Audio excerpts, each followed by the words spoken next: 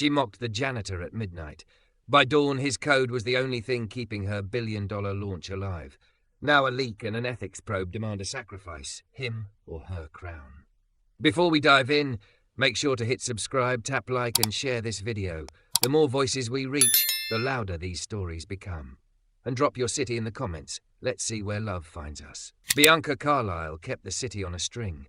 From her corner office 48 floors up, the skyline looked like a circuit blinking at her command, and most days it obeyed. Tonight it didn't.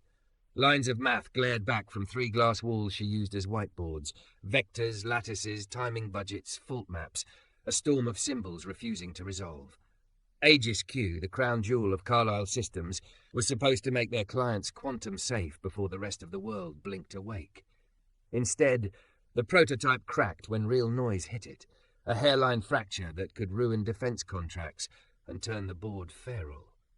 She tugged her ivory blazer close at the waist and paced, hips swaying in the soft shadow of lamplight, heels clicking like a metronome for her impatience. Thick, curvy, unapologetically sexy, and very aware that the world made weaponry of that, she had spent a decade training rooms full of men to mistake her shape for softness while she took their companies from them. She was not used to problems that didn't flinch. A cart's wheel squeaked in the doorway. "Evening, Miss Carlisle," the night custodian said, pausing at the threshold like a man who knew the difference between entering a room and intruding on a war. He had deep brown skin, shoulders that filled the company polo as if it had been tailored to a boxer, and an easy contained stillness that made noise go around him. The badge clipped to his pocket read, "Jalen Pierce." She didn't look up. "Make it quick, Mr. Pierce." "Yes, ma'am." He moved like quiet grammar, precise, unshowy. Trash liner out, new liner in, fingerprints lifted from glass. The citrus of his spray cut through dry ink and stale coffee. At the far wall he hesitated, eyes catching on a string of matrices and arrows. "You're fighting the noise," he said, not quite to her. "But you keep treating it like it wants to be straight." Bianca's head rose. "Do I?" He pointed, not touching the glass. "You're forcing linear channels through the mess. The mess isn't linear." Her mouth curved, the reflexive smile she used for investors when they mispronounced cryptography. "And you are, what? My new chief scientist by mop." His gaze didn't flinch. "I'm a janitor, and a person who learned a lot about braids before he learned about brooms." "Braids," she echoed. "We're doing quantum cryptography, Mr. Pierce, not hair." A grin flickered at the corner of his mouth, more amusement than insult. "Braids are topology. Tie 2 wrong strands, you add stress and snap it. Tie them right, the tension cancels." He gestured at her error path map. "You're laying down straight planks across a river that bends. The current keeps ripping them up." "Cute," she said, turning back to the tablet. "I'll be sure to tell the Secretary of Defense our problem is a hair day." "That's not what I said." His voice stayed mild. "May I show you something? 30 seconds. If I'm wrong, I'll finish the glass and be out of your hair." Bianca set the stylus down and, against habit, against the hiss of pride in her throat, tossed him a dry erase marker. 30. He stepped to the glass with a care that made her notice his hands. Hands that had carried heavy things. Hands that knew delicate ones would break. In a neat, compact script he drew not a new cipher but a map laid over theirs. Loops, then loops of loops, error paths redirected and tied so their strain tugged against itself. A simple braid diagram became a surface code. Syndrome points shifted from rigid gates to routes that learned as they ran. He wrote as if he were hearing something and transcribing it before it slipped away. "Don't fight the noise," he said. "Bind it. Let the wrong steps cancel each other. Think in circles, not straight lines." She hated the spark in her. Recognition, not of the mo she saw enough to see this wasn't a lucky doodle, but of the mind behind it. He wasn't parroting, he was seeing. The way she saw a negotiation before it spoke its shape. "Where did you study?" she asked to control the heat in her chest. He capped the marker. "Berkeley. Information theory. Money ran out before the letters could run after my name." Bianca let silence pull taut. "And you decided to complete your thesis here at 2 a.m. on my wall." "I decided to do the job I'm paid for," he said. "And to hand you an idea I couldn't walk past. You can throw it out after I leave." The room ticked, the desk clock, the ventilation, the little hiss her own body made when adrenaline touched a raw nerve. She tapped her tablet, spun up the grimmest noise file they had, and cludged his mapping into the harness without ceremony. The sim choked, staggered, then steadied. The ugly spike she'd been chasing for a month smoothed as if a hand pressed it flat. Her laugh this time wasn't pretty. No. It's a start, he said. You'll need real decoding tuned to your hardware, but the bones hold. She watched the metrics hold, felt irritation swing into a very precise anger, at herself for the reflex that had called him mop before mind, at a culture that made that reflex so automatic she heard it in others and didn't always swat it down in herself. Do you know what it costs me if I prefer a custodian's sketch over my $1 million team's roadmap? She asked. Probably less than it costs you if someone else finds a fix first, he said gently. But I'm not asking you to prefer me. I'm asking you to test it hard. And what do you ask for if it holds? She said, because there it was, the negotiation blooming like a bruise. He blinked, surprised. A chance to help make it real.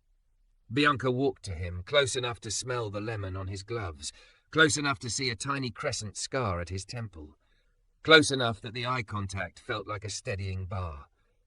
I run a company where everyone wants something, she said. Titles, budgets, credit. What do you want, Mr. Pierce? My rent paid on time, he said, and then after a beat, and the work to be undeniable enough that you don't have to defend choosing me. The honesty cut and cleansed. Come back at 3 tomorrow, she said. I'll put you in a room with my head of crypto. If you both still like what you see after an hour, I'll pay you for your time. If you hate each other, I'll still pay you for your time. I leave at 5 a.m., he said. I sleep until noon. 3 works.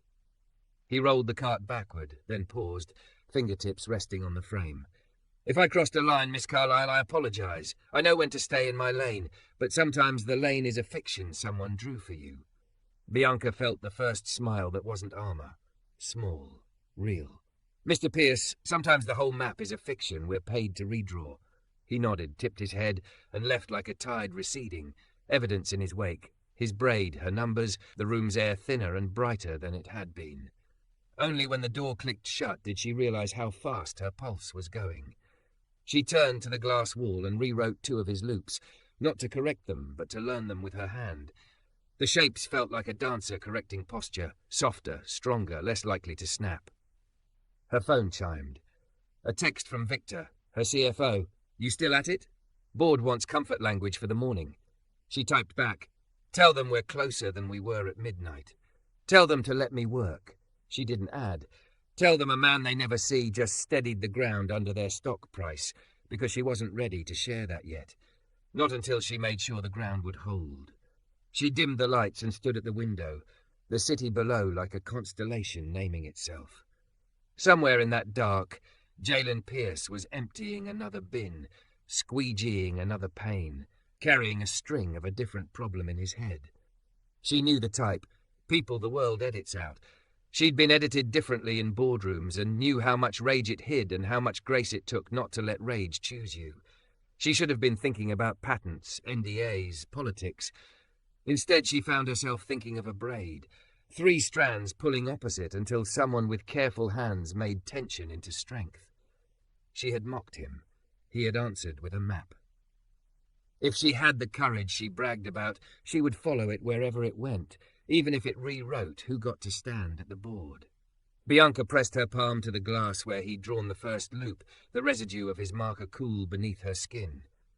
3 o'clock, she said to the empty room, and felt the whole company tilt toward the hour. By 3 o'clock, the 22nd floor war room felt like a courtroom. Sun splashed across a long walnut table. 3 glass walls doubled as whiteboards, freighted with smeared algebra and taped printouts. A tray of untouched pastries sweated under plastic. Bianca stood at the far end in a charcoal sheath that hugged her hips in a calm that belonged to a surgeon. To her right was Dr. Ria Banerjee, head of cryptography. Precise bun, precise eyes, silver pentel poised like a scalpel. To her left, CFO Victor Lang, crisp suit, crisp smile, the kind of man who measured relief in basis points. HR's compliance lead, Marta, hovered near the door with a folder labelled Engagement Terms. Jalen Pierce walked in wearing the same company polo as the night before, badge clipped, posture steady. He took in the room without flinching at the hierarchy of chairs and titles. Bianca watched the glance he cast at the whiteboards, a small, private check to make sure the braids he'd drawn last night still lived. "Mr. Pierce," Bianca said, "this is your hour. We'll test hard, talk terms, and decide if we're moving forward." He nodded once. Understood. Rhea didn't waste time. "Start from your assumptions. If I can break them, better now than in hardware." He stepped to the board and began. No grandstanding, no throat-clearing. He redrew the loops and crossings he'd mapped last night, but slower, annotating in a neat, compact hand, where their noise model bent wrong, how error paths could be braided so strain cancelled itself instead of snapping. He handed Rhea the marker midway through a sentence as if they'd worked together for months.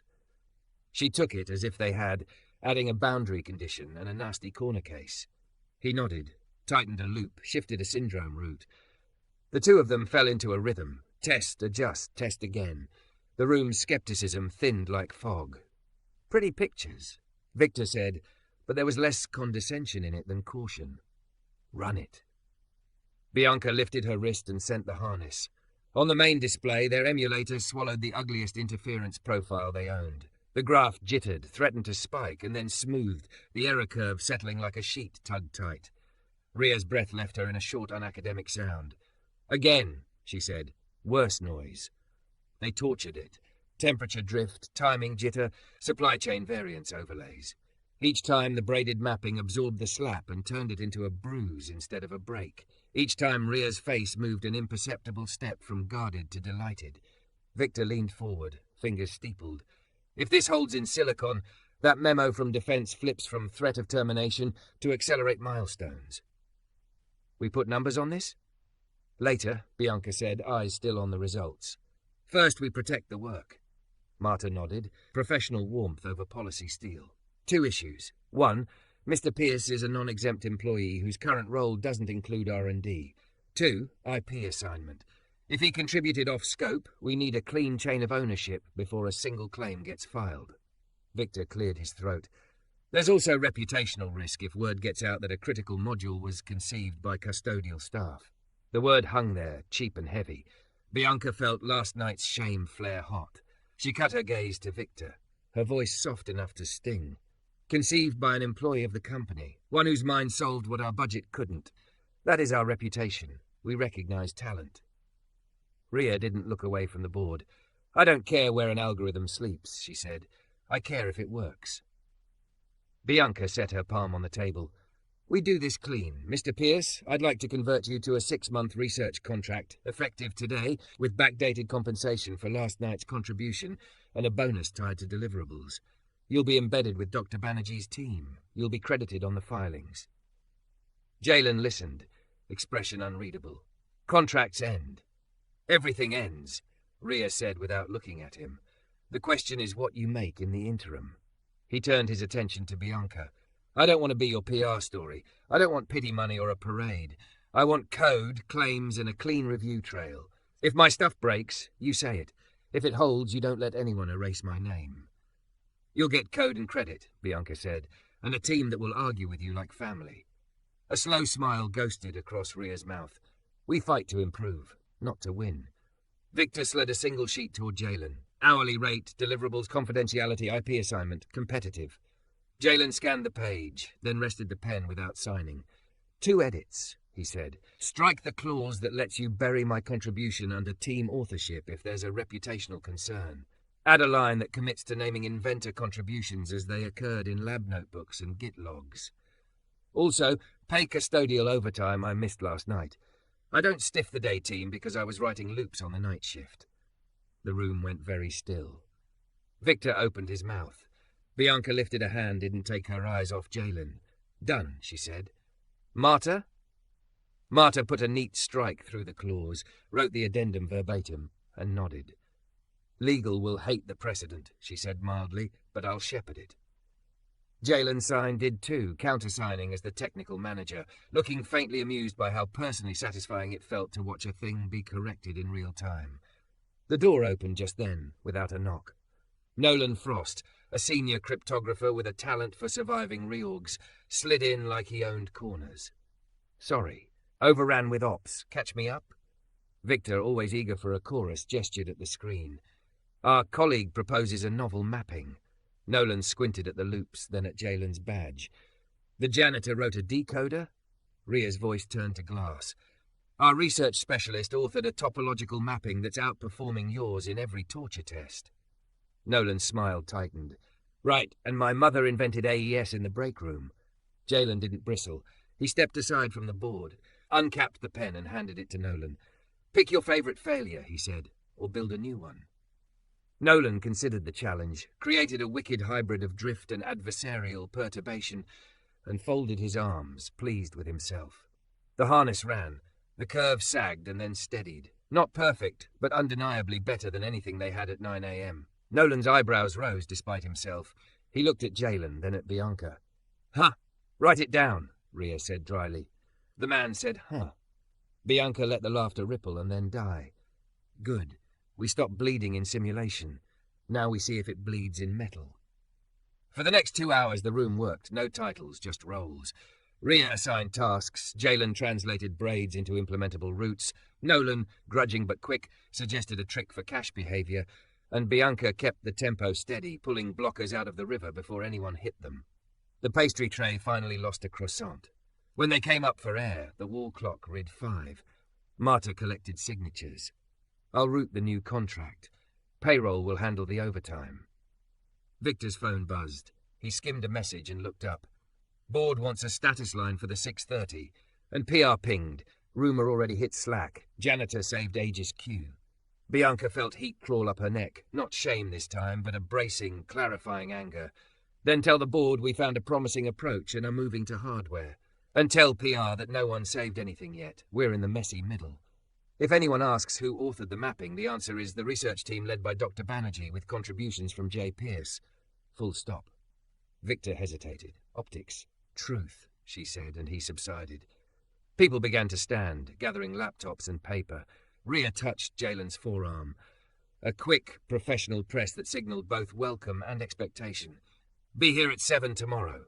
Bring your brain and your worst ideas. He nodded. And the mop? She almost smiled. We'll see if Nolan earns it. They filed out until it was just Bianca and Jalen, the room suddenly too quiet without the rasp of markers. He turned his cap in his hands once, then set it down. Last night, she said, before she could edit herself, I mocked you. I heard myself do it, and still did it. That was wrong. I am sorry. He studied her, not letting the apology rush past. Thank you. I've been mocked by better rooms than this. It still matters when a door opens and someone chooses to leave it open. It's staying open, she said. Not because I owe you, because the work demands it. That's the only reason I want. They stood in the hum for a beat that was not quite awkward. Then he lifted his badge lanyard. Shift starts at 6. Night crew doesn't clean itself. You're on research now, she said, and then heard herself and amended. You don't owe us 2 jobs. I owe myself rent and honesty, he said. Tonight, I'm still on the roster. Tomorrow we'll see. He gave her a small nod and left. Bianca watched him pass through clusters of employees outside the glass, some whispering, some pretending not to stare. Slack would be on fire by now. Someone would paste a screenshot of the contract. Someone would write a half-joke that wasn't a joke about meritocracy. Someone would warn everyone to watch their tone because HR watched channels. Her phone vibrated. A text from an unknown number attached to a news desk. Hearing chatter about a janitor to genius story at Carlisle Systems. Comment. She killed the thread and sent one message to PR. If this leaks, we tell it right or we don't tell it at all. She turned back to the boards. The braids looked like they'd always belonged there. The insult she'd launched last night still echoed, but fainter, overwritten by the thing that came after. A map, a room that learned, a contract with edits in the margins. She pressed a fingertip to a crossing and felt, absurdly, steadier. Downstairs, a vacuum hummed. Somewhere above, the board stacked its questions. Between those floors, a company shifted its weight, deciding which way to tilt. Tomorrow, they would pour the idea into metal. Tomorrow, they would see who tried to break the person who made it. Bianca straightened her papers, slid her curves back into the armour of her jacket, and walked out into the gossip with her chin up. The city beyond the glass glittered like a problem begging to be solved. The answer, she suspected, would not be straight. It would be braided, and it would hold. Dawn hit the lab like a cold rinse. The hardware bay smelled of flux and burnt coffee, LEDs pulsing in tight rows while fans whispered over open chassis. Rhea was already there in sneakers and a cardigan, hair in a looser coil than usual, a stack of printouts tucked under her elbow. Nolan hovered beside the logic analyzer with the territorial air of a man who'd named his instruments. A junior named Priya wrestled a ribbon cable like it had personally insulted her ancestors. Bianca stepped in last, thick curves wrapped in a jet blazer and dark jeans, a presence that steadied the room like a hand on a shoulder. Jalen arrived with a spiral notebook and eyes that had clearly seen sunrise from the wrong side. No mop, no cart. He took in the array of FPGAs, the oscilloscopes, the tangle of cables, and found the whiteboard without asking. He redrew the braid mapping from memory, adding tiny notations, timing windows, cache hints, syndrome rotes that twisted together like rope. "We'll port the mapping to the FPGA firmware first," Rhea said, flipping to a page of constraints. "Then we teach the decoder to dance." Nolan arched a brow. "Braids don't dance, they tangle. Only if your hands are clumsy," Rhea said, already moving. They moved. Priya flashed the board. Nolan wired in new counters. Jalen translated loops into implementable steps, unglamorous and exact. Bianca didn't direct as much as conduct, clearing bottlenecks, tempering impatience, ordering hot food when the pastry tray died a noble death. First run. The logic analyzer sang. On the wall, their worst-case noise profile hit the hardware like a wave. The graph held, then hiccuped, a tiny heart-stopping spike. Rhea swore. "Cache thrash," Nolan muttered. "Your decoder's starving the fetch. Or your core is starving my decoder," Rhea shot back. Jalen's pencil tapped once against his notebook. "Stagger the syndrome reads by a beat. Stop trying to gulp them in one breath." He sketched a microsequence. 2 routes leapfrogging to avoid stepping on each other's toes. Priya pushed the change. Second run. The spike smoothed. The curve settled like a muscle unclenching. Nolan let out a low whistle he tried to hide by fiddling with the probe. "Okay." "Say it louder," Priya said without looking up. "Okay," he obliged, and that was something. Bianca didn't allow herself a smile. She checked the time, 19 minutes until the board's 6:30 ping. "Again," she said, "ugliest composite noise we have." They battered the system with timing jitter, temperature variance, supplier drift overlays, a chewed-up profile from a defense lab that had made 3 senior engineers cry. Each time the braid took the slap and distributed it, strain pulling against strain until it cancelled out. Wounds, not breaks. Rhea stepped back from the screen, arms folded tight like she was hugging her own relief. "It holds. For an hour," Nolan said. "A week will tell the truth." "A week can't pass before 9, Bianca said. "We need a 9 o'clock truth." Marta slipped in, tablet in hand. "Contract countersigned. Payroll fixing the custodial overtime. Legal wants to pre-brief patent committee at 11. Jalen's phone buzzed. A text from Cam, his night supervisor. "You ghosted me, man. I had to shift Marcus to 19th floor. That's not okay." Guilt flashed across his face, quick and raw. Bianca caught it, didn't pretend not to. "Go," she said quietly. "Call him." He stepped into the hall. When he came back, the guilt was still there but tethered. "I'll swing down on my break," he said to no one in particular. "Buy the day crew breakfast. I owe them." Rhea glanced over. "Bring me a black coffee and a croissant, and my undying loyalty is yours." He huffed a laugh and returned to the board. The laugh landed softly in Bianca's chest, surprising her with its warmth. At 8:45, they filed into a video room to face 3 board members who preferred dawn to sleep. Robert, the chair, Sarah from a venture fund, and Elena, who had once run a satellite manufacturer and had the stare to show for it.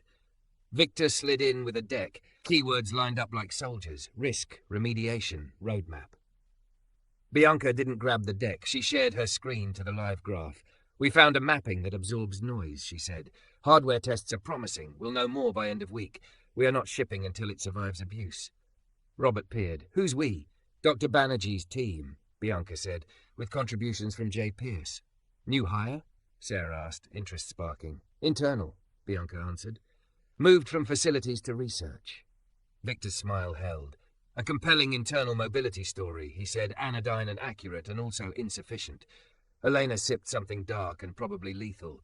If it works, ship it. If it doesn't, don't. I don't care if a cat wrote it." Wonderful, Robert said dryly. Do cats sign NDAs? After the call, PR pinged Bianca directly. Media asks about Janitor to Genius. Want to get ahead? She typed, "We will not use that frame. If we speak, we talk about recognizing talent wherever we find it, and the discipline of verification, not fairy tales." By 10, patent committee assembled, 3 attorneys, a compliance officer, Rhea, Nolan, and Bianca. They reviewed the disclosure draft. At Inventors, someone had typed team led by R. Banerjee. List the inventors, Rhea said, voice flat. By name. The senior attorney adjusted his glasses. We sometimes generalize to avoid distraction. Being erased is distracting, Rhea said. Jalen Pierce. Spell it correctly. Nolan looked at his lap. Bianca didn't look away from the attorney. Marta updated policy this morning. We name the people who did the work. If you need a reason beyond decency, try enforceability. The attorney made the change, bristling only on the inside. At noon, word hit Slack anyway. A vague post in Random. Wild story about Aegis Q. Snowballed into threads, half celebratory, half gross. Someone wrote meritocracy wins like a victory lap. Someone else pasted a puke emoji under custodian. HR posted a reminder about respectful conduct. Rhea slammed her laptop shut a little harder than necessary. The defense demo at 2 slid onto the calendar like a storm. 2 colonels and a civilian program lead dialed in, their squared-off patience eating bandwidth. Bianca anchored the call, voice even. Rhea walked through the method. Jalen, at the edge of the frame in a plain tee, screen-shared the live hardware graph. The colonel's questions were flinty and fair. What happens at -20 degrees Celsius? What does supply jitter do if the supplier lies? If an adversary learns the braid pattern, do we hand them a rope? Jalen answered without bluster.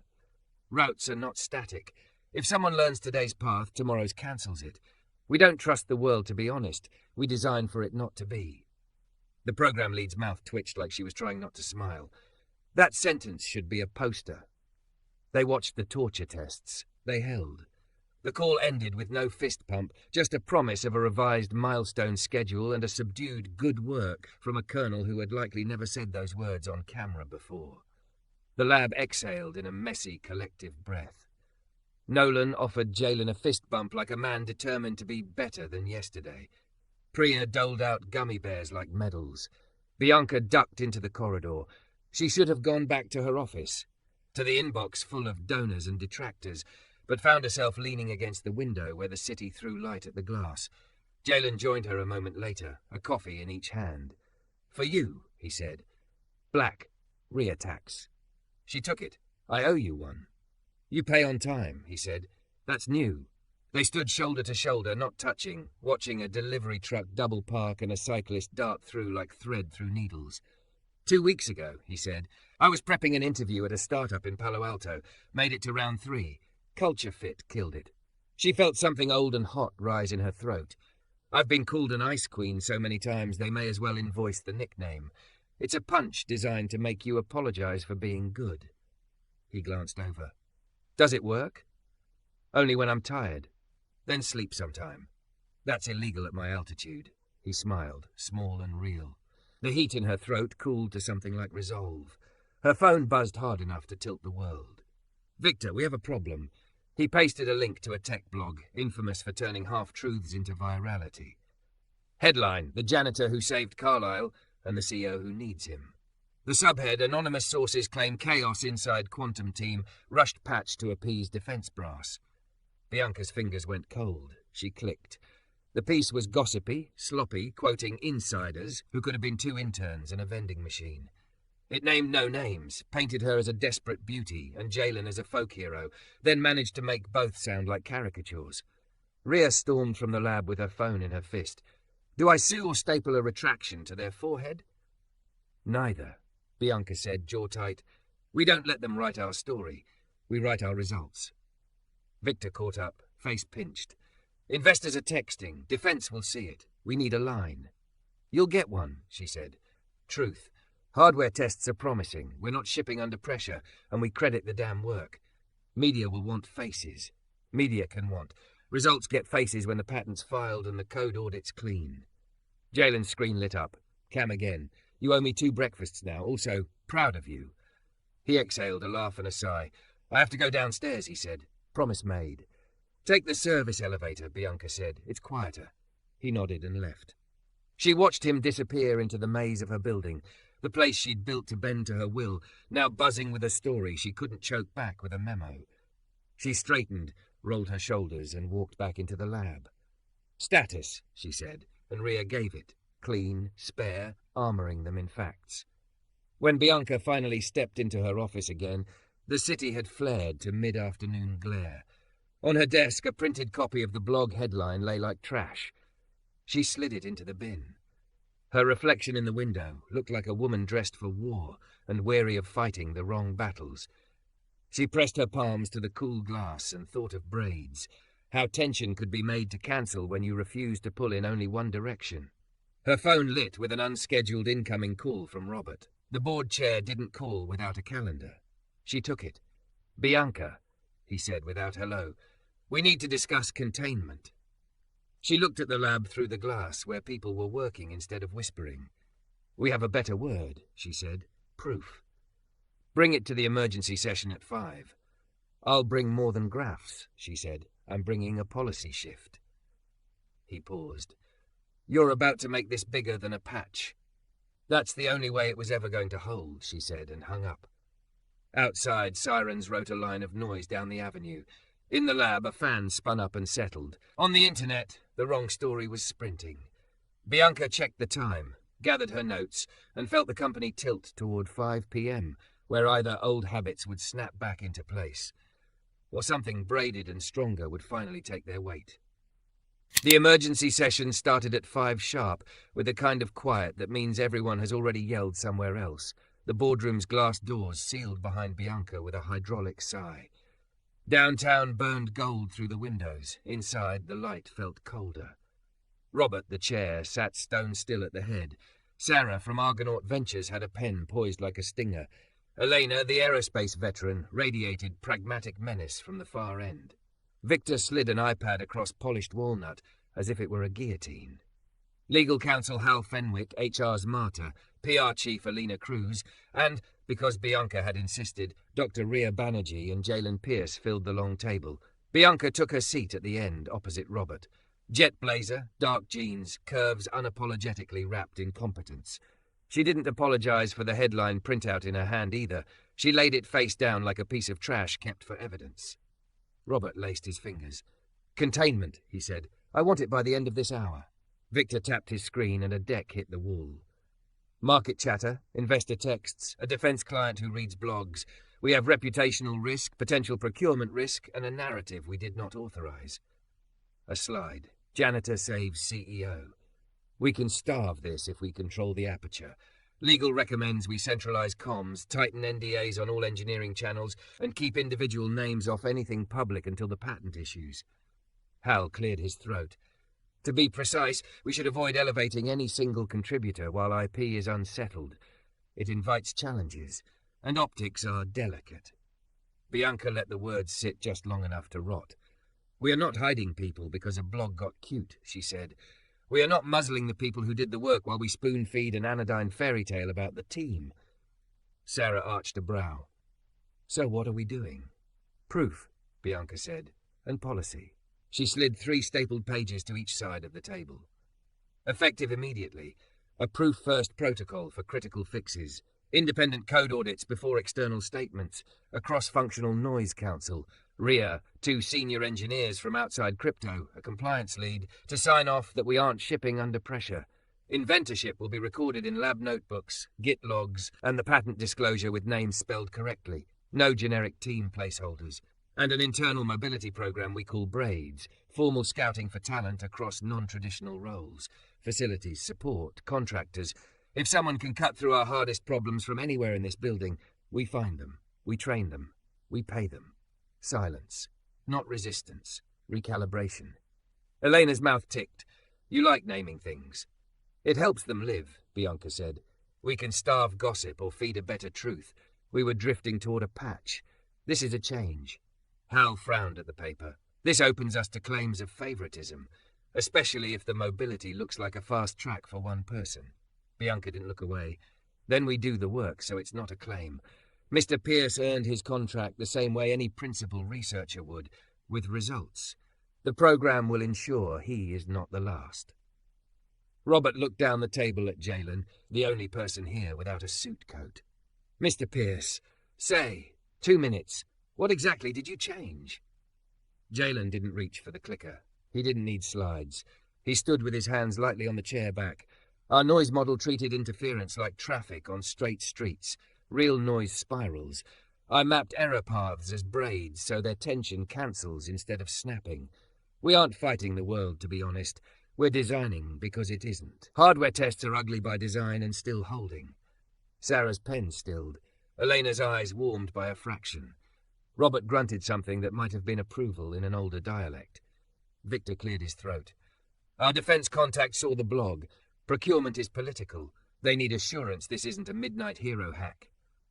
Then we show them timestamps, test logs, and a schedule, Rhea said, voice like a tuned string. We don't ask them to trust a headline. We ask them to watch the graph and try to break it. Alina, the PR chief, set her elbows on the table. Media is not going to resist the janitor to genius frame. It flatters them. If we say nothing, we look guilty. If we say too much, we look opportunistic. I can steer this to recognizing talent everywhere plus rigorous results. But I will need a quote and a face. Use mine, Bianca said before anyone could volunteer Jalen like a prop. We will not say janitor. We will say research specialist recruited from facilities. We will emphasize verification and respect, and we will only push once the independent audit signs off. Hal tried again. On inventorship, the committee can list Mr. Pierce as co-inventor, but we should reserve the right to generalize publicly until the filing is. No, Rhea said. We will not erase the person who drew the map because a stranger might frown. Robert glanced up, mildly surprised at the steel in her tone. He turned back to Bianca. You invited him to this table. That choice has consequences. I know, she said. Here's another. She faced Jalen. Mr. Pierce, I owe you an apology. Last night I mocked you. It was reflex and it was wrong. I'm making it formal here so the transcript captures it. I will also apologize company-wide. Then I will expect your work to survive every argument the lab can throw at it. Jalen's throat worked. He didn't bow or back away. Thank you, he said simply. Sarah tapped her printed policy. Braid's program. How do you keep it from becoming savior theatre? We set rules, Bianca said. No press for participants until they ship. Pay bands adjust when roles adjust, not when stories go viral. Managers will be graded on how often they promote from within. Rhea's already building a mentorship spine, paired code reviews, office hours. We will measure outcomes. Elena nodded once. Do it or don't say it. Victor's voice went cool. There is another option. We could grant Mr. Pierce a generous bonus, keep him off camera, park this program for a quarter and revisit when the market calms. Park the person who steadied our ship, Rhea said flatly. That's your option. Robert raised a palm. Enough. We are not a rubber stamp, Bianca, but we are not your brakes either. Put your proof-first policy in motion.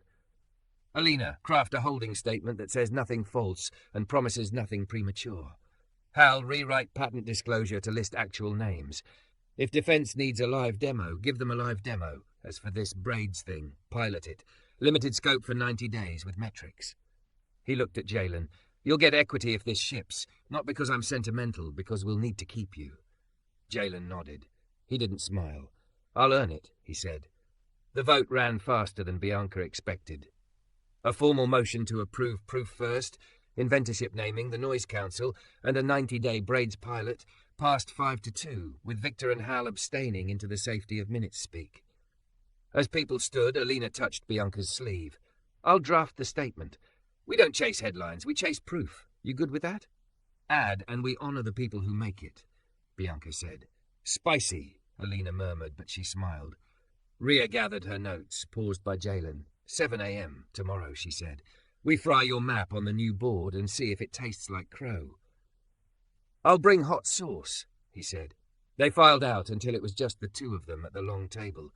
The city outside had turned honey soft. In here, Bianca felt the weight of the decisions settle into the bones of the building. Thank you for not hiding, Jalen said quietly. She let out a breath she hadn't admitted she was holding. I was hiding, behind output, behind the comfort of thinking I had already fixed this part of myself because I made the right kinds of hires. I heard myself last night and hated it. So I'm going to fix it in policy and practice, not press quotes." He looked at her for a long beat. "You know the part where they start aiming at me now." "They're already aiming," she said, "at you and at me. We'll stand in front of results." He nodded, then tipped his head toward the door. "Night crew starts at 6. Cam's going to give me hell if I don't at least swing through with pastries." "You don't owe us 2 jobs anymore," she said. "I owe them breakfast," he said. "And then I owe you a decoder that doesn't flinch." Something warm unfurled in her chest. "Go," she said. "Take the service elevator." When the door clicked shut behind him, the quiet changed colour. Bianca collected the printout with the headline, tore it cleanly in half and fed it into the shredder. Then she walked to the window and laid her palm against the cool glass where, 2 nights ago, loops had been drawn by a hand she'd almost dismissed. The city gazed back, a web of routes and crossings. Her phone chimed. An internal email from Ethics and Compliance, notice of complaint. Anonymous report alleging favoritism, policy bending, and improper handling of critical security changes. Mandatory interview scheduled tomorrow 8:30 a.m. Parties, CEO B. Carlisle, Dr. R. Banerjee. Potential witnesses, V. Lang, N. Frost. Attachments, Slack screenshots, redacted. A bright, precise fury rose and then flattened into resolve. She forwarded the notice to Rhea with a single line, "Will bring logs." Rhea's reply came back seconds later, "Will bring proof." Bianca looked out over a city that liked its myths simple and its people sorted. She thought of braids, tension made stronger by opposition. She thought of a man walking pastries down to a crew who'd covered his absence without complaint.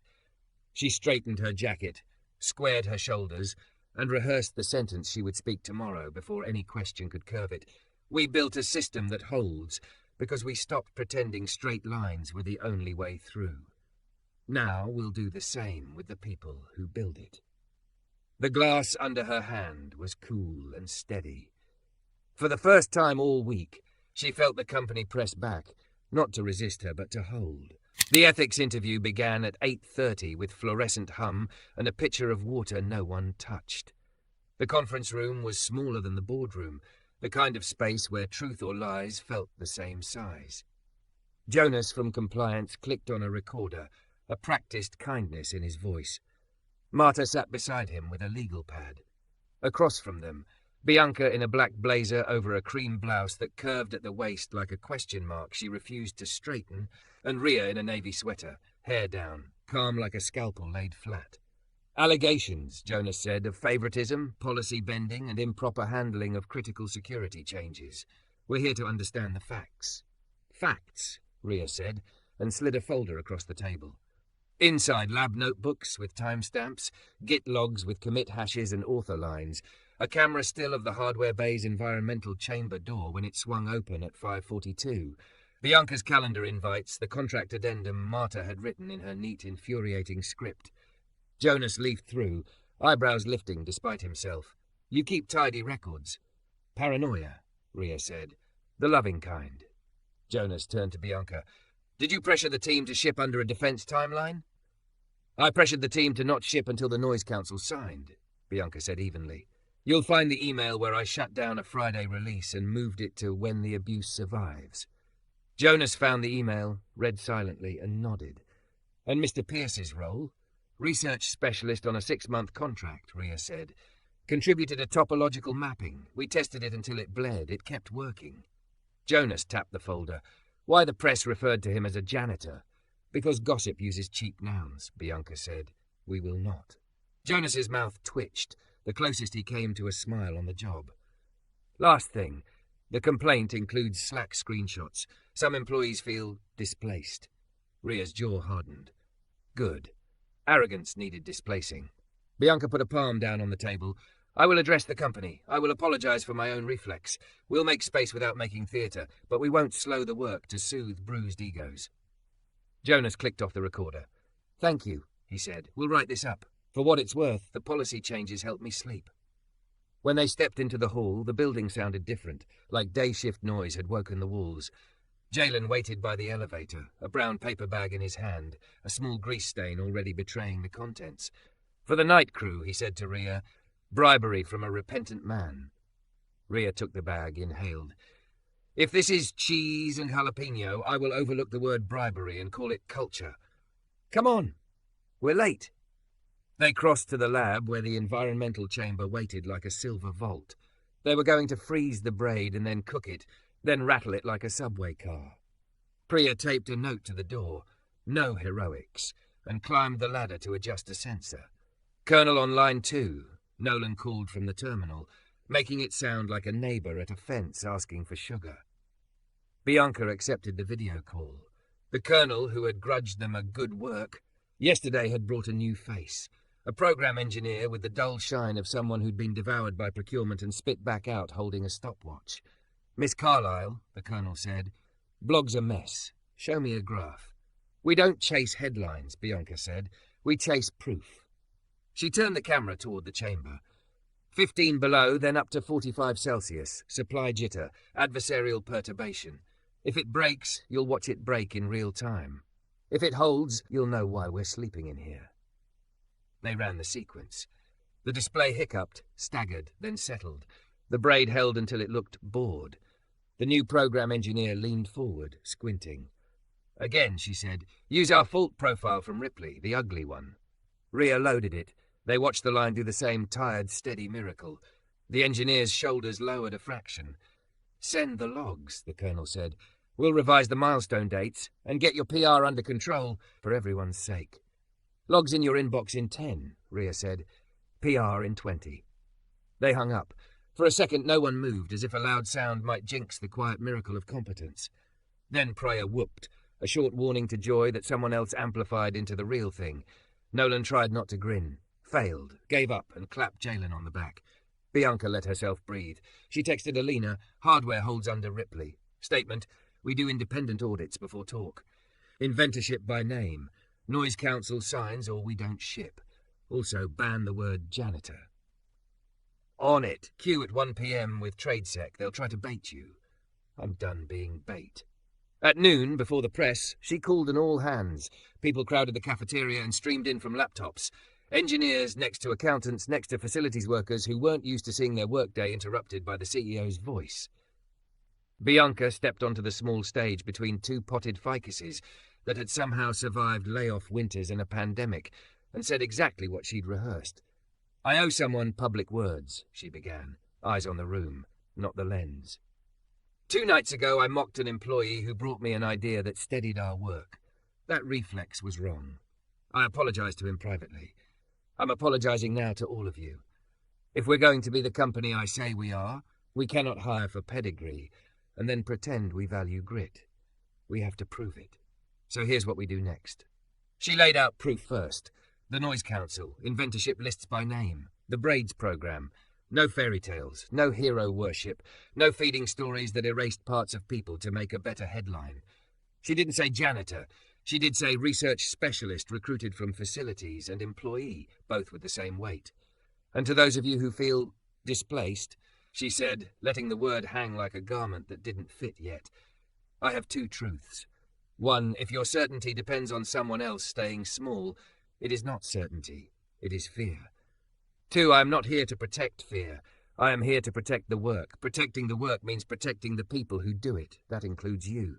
That includes the person you forgot to see. She expected anger or applause. What came was quieter, the sound a room makes when it decides to get on with it. Then Priya started clapping because someone had to, and Rhea rolled her eyes and clapped too, and the room found a rhythm that wasn't triumph, more like consent. After, Bianca stepped off stage into a knot of facilities folks. Cam, the night supervisor, lifted his chin, an unsmiling respect. He bought breakfast, Cam said, twice. He owes you more, Bianca said. He owes us nothing, Cam corrected. We do our jobs. He did 2 for a minute, that's all. The press hit at 1. TradeSec. Wired, a journalist from a government tech daily who wore her skepticism like perfume. Alina moderated with a velvet knife. Bianca refused to be baited, offered no names not already public, refused the Cinderella arc until the questions shifted to what mattered, the braid mapping's novelty, the verification regime, the procurement timeline. Midway through the last question, she saw the headline in the journalist's eyes change from Midnight Miracle to Process, not Myth. It would never trend, but it would grow roots. At 3, patent committee reconvened. The senior attorney had the decency to look sheepish as he read the revised disclosure. Inventors R. Banerjee, J. Pierce, N. Frost, P. Srinivasan. He hesitated, then added, "Spell it right." Rhea initialed with a flourish. Nolan wrote his name like a man unlearning a habit. Jalen printed his carefully, each letter patient, as if he were writing it at a DMV where he would be asked to prove he belonged to it. By 4, Defense sent a letter of intent, a dry paragraph that meant real money and a timeline that didn't shrink around their throats. Victor actually pumped a fist when he thought no one was looking. Bianca pretended not to notice. She was busy forwarding the LOI to a distribution list labelled Nose Council plus Proof First, with a subject line that simply read, "Hold." At 5, she found Jalen on the roof. The city spread below in glitter and exhaust, the sky the colour of a bruise softening. He had 2 paper cups, steam threading into the cold. "You're avoiding your victory lap," he said. "I don't dance," she said, taking a cup, "not when the floor still moves." He laughed, a tired sound that landed warm. Cam accepted my apology with a look that will haunt me. Rhea threatened to adopt me. Priya asked if I want gummy bears or stock options. "Choose both," Bianca said, "and choose a role." He turned to her, the humour draining into something sober. "I don't want to be the story." "You aren't," she said. "You're part of the work. You can stay as research specialist until the 6 months end, or you can take something we carve that suits what you actually do." He waited. "Principal researcher," she said. "Independent track. You report into Rhea for technical review and into the Noise Council for cross-functional checks. Equity that vests only if the code we ship uses your claims. Patent credit by name. A budget line earmarked for Braid's mentorship. Your hours, 2 protégés from facilities who want in, and any other stubborn minds you drag into the light." He looked back at the skyline. "You're fixing a reflex." "I'm making it hard to be lazy," she said. "In me, in the machine around me." His jaw worked once, and she saw the fight he'd had with himself for years.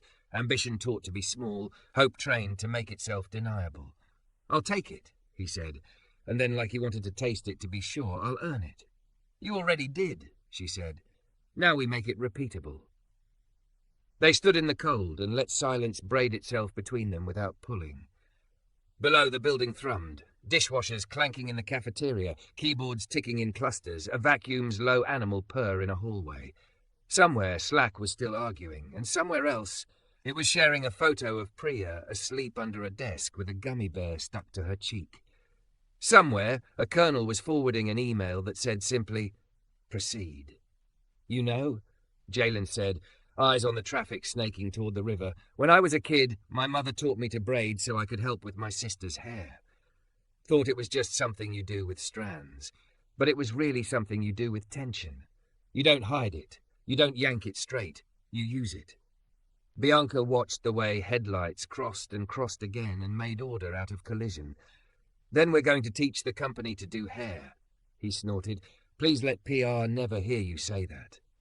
"They already think I'm an ice queen," she said. "Might as well add salon owner." He glanced at her, and whatever sat between respect and something gentler lifted its head. Not a victory. Those are for zero-sum games. A recognition. A permission. Her phone buzzed. A message from Jonas.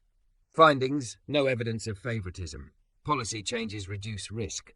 Recommendation: close complaint. Open training. She turned the screen so he could see. He nodded, relief moving across his face like a shadow deciding it belonged to him. When they went back down, the building felt warmer. At the lab door, Rhea looked up, reading the answer on their faces without asking the question. Nolan handed Jalen a printout without ceremony, a cash hint that shaved 2 milliseconds off a path. Priya held out the gummy bears like sacrament. Marta sent a calendar hold titled Braid's Mentorship, Week 1. Victor's email subject line read, "In case you wanted proof investors are human." They stopped texting. And on a different floor, Cam scolded an intern for leaving the mop water grey and then texted Jalen a single unadorned. At her desk, Bianca turned on her camera one last time and recorded 3 sentences for Alina to use anywhere a quote would fit. "We don't hire resumes, we hire minds. We don't worship heroes, we build processes that honour the people who do the work. And we don't force the world into straight lines when a braid will hold." She pressed send, leaned back, and let her hand find the cool glass of the window where loops had once been drawn by a man she'd almost dismissed. Outside, the city braided itself into evening. Sirens threading through rush-hour horns, a jet tracing a line that would curve out of sight, people crossing and not snapping. Her kingdom had learned a new shape, not softer, stronger, not simpler, truer. The insult she'd thrown had been real. The answer to it had been too, and the company that grew from the answer would be a different thing than the one she'd ruled by force of will. It would be a thing that could carry weight without breaking. A thing that could love tension without mistaking it for threat. Bianca stood, gathered her notes for tomorrow's mentorship kickoff, and left the office lights on low. Some problems deserve company in the dark. Some answers do, too. As the door clicked behind her, the boards on the walls glowed faintly with residue, loops over lines, crossings over straightaways, like a promise she'd chosen to keep.